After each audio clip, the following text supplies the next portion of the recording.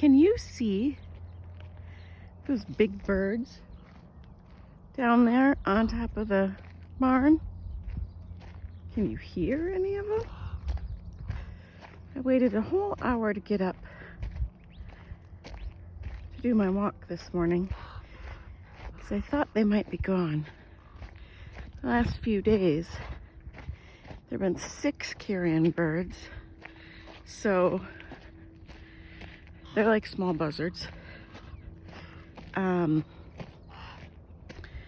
on the property, and little Mitzi girl isn't real fond of walking around with them. They don't go after live animals. There's no dead stuff. There's one flying. Can you hear it? Can you hear it? Oh. There's another one flying. More of them. I think they're hanging out on our property because we have a pond. One of the only water sources in this area. I mean, that's why all the cows come here when they break out of their areas.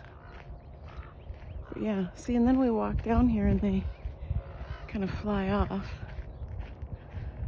Can you see them? It's kind of crazy.